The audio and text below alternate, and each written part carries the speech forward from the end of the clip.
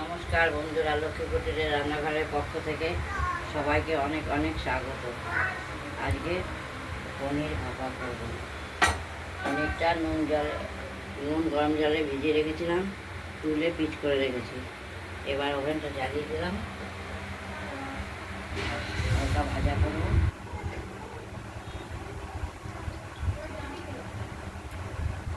এই পনিরটা তৈরি হবে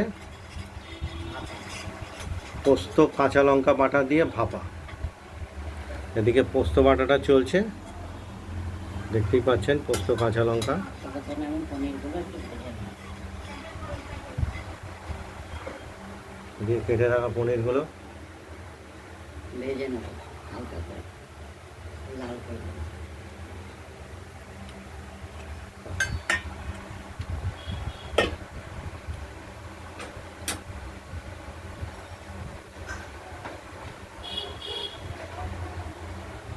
তেলটা গরম হয়ে গেছে প্রায়।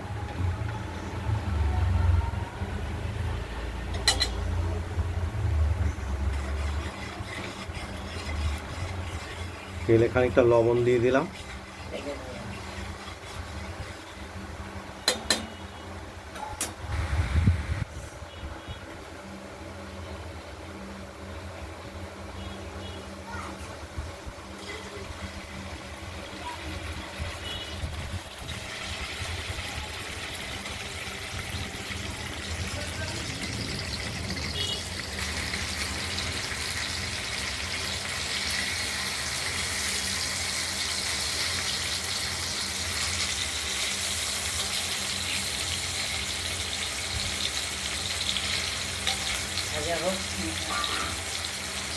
ভাজা হতে থাকুক, একটু হালকা ভেজে নেব হলুদ করে।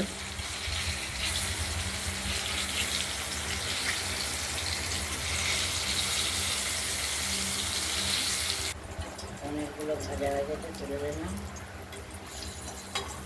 আগে রাতে করে দিচ্ছি। এবারে কটা দিয়ে দেবো।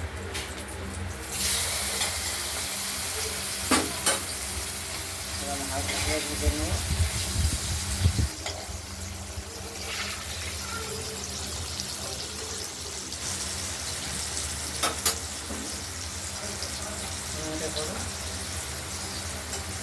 দেখতে থাকুন, ভাজা হোক, হালকা হলুদ হালকা করে ভেজে নেব।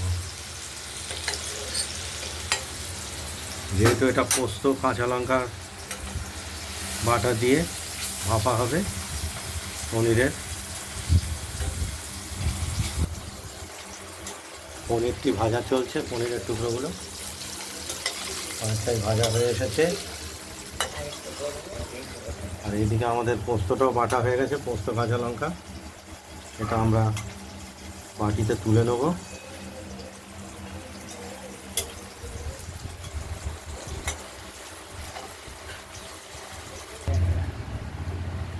পনির টুকরোগুলি ভাজা হয়ে গেছে, আমরা ওভেনের আঁচটা কমিয়ে দিলাম।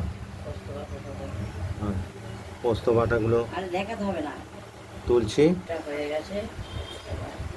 পোস্তটা দিয়ে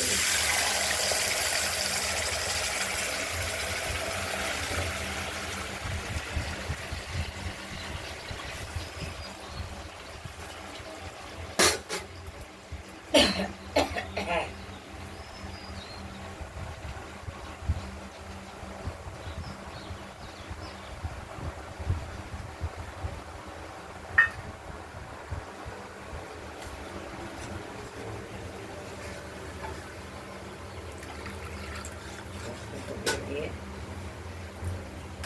এবার পনিরগুলো দিয়ে দেবো। এক এক করে ভেজে রাখা পনিরগুলো আমরা দিয়ে দেবো।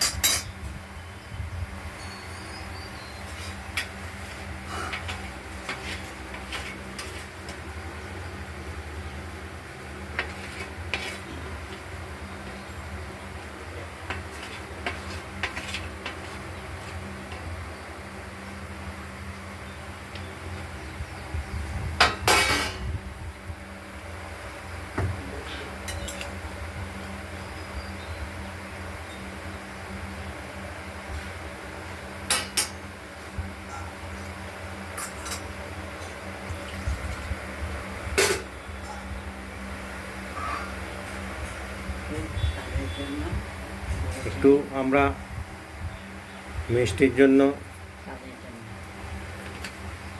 স্বাদ লাগবে। মিষ্টি দিয়ে দিলাম স্বাদের জন্য। আপনারা প্রয়োজনে মিষ্টি ব্যবহার করবেন। যে খাবেন দেবেন।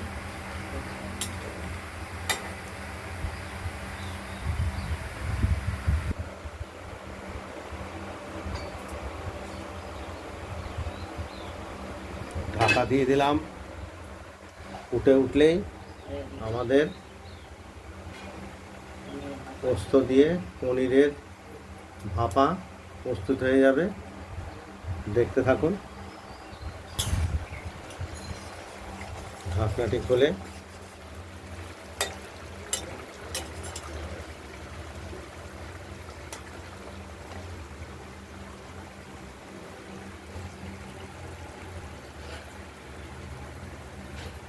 সব ঠিকঠাক আছে।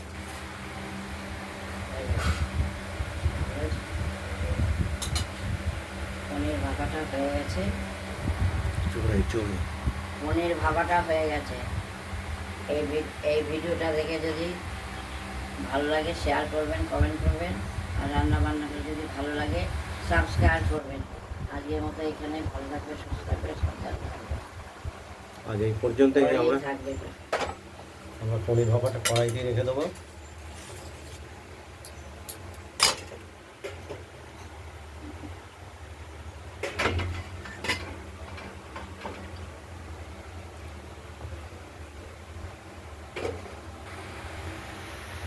আজ এই পর্যন্তই। নমস্কার।